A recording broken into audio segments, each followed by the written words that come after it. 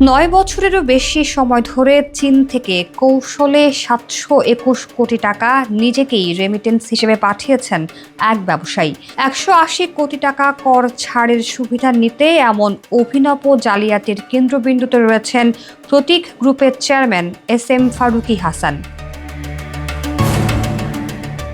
দেশে আসা রেমিটেন্স করমুক্ত হলেও তাতে শর্ত হলো প্রেরককে বিদেশে সেই অর্থ উপার্জন করতে হবে।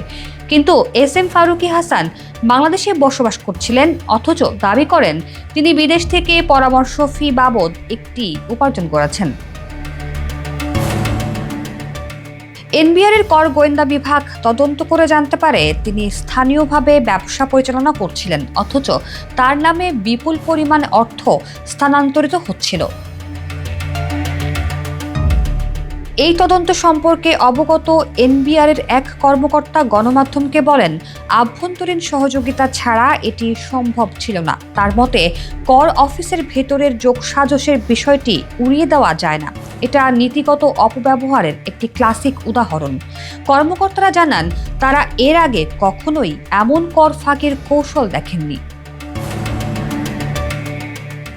SM ফারুকী হাসানের প্রতীক গ্রুপ সিরামিক, রিয়েল এস্টেট, খাদ্য এবং জ্বালানি খাতে সক্রিয় একটি ব্যবসায়িক প্রতিষ্ঠান। রাজনৈতিকভাবে সুসংযুক্ত ফারুকী একসময় আওয়ামী লীগের ধানমন্ডি থানা ইউনিটের সহ সভাপতির দায়িত্ব পালন করেছিলেন। শেখ হাসিনা সরকার পতনের পর থেকেই ফারুকী দেশ ছেড়ে পালিয়ে গেছেন বলে জানা গেছে এবং তার ফোনও বন্ধ রয়েছে। NBR এর গোয়েন্দা কর্মকর্তাদের তথ্য মতে ৬৭ বছর বয়সী ফারুকী চীনের নরিনকো ইন্টারন্যাশনাল কর্পোরেশন এবং China ship building and offshore international কোম্পানির মতো প্রতিষ্ঠান থেকে অর্থ পেয়েছেন। ফারুকী বৈদেশিক আয়ের যথাযথ প্রমাণ দিতে ব্যর্থ হওয়ায় তিনি কর অব্যাহতির শর্ত লঙ্ঘন করেছেন, যার ফলে তাকে কর পরিশোধ করতেই হবে। কর বিশেষজ্ঞরা স্পষ্ট করেছেন, পরামর্শ ফি যদি দেশে আনা হয় তবে সেটি করমুক্ত নয়। সাধারণ ব্যাংকগুলো শুরুতে 10% কর কাটে এবং অতিরিক্ত কর প্রয়োজনে 25% পর্যন্ত আরোপ করা হয়। জানা গেছে, ইতোমধ্যেই তাকে 25% কর পরিশোধের নির্দেশ দেওয়া হয়েছে। পাশাপাশি south east bank, eastern bank সহ আরও কয়েকটি ব্যাংকে তার অ্যাকাউন্ট স্থগিত করা হয়েছে। জব্দকৃত অ্যাকাউন্টগুলোতে 100 কোটিরও বেশি অর্থ রয়েছে। NBR এর এক কর্মকর্তা সন্দেহ করছেন, এই অর্থ হয়তো পূর্ববর্তী সরকারের আমলে আত্মসাৎ করা হয়েছিল অথবা চীনের সঙ্গে হওয়া কোনো চুক্তির মাধ্যমে বেআইনিভাবে আদান প্রদান করা অর্থ হতে পারে।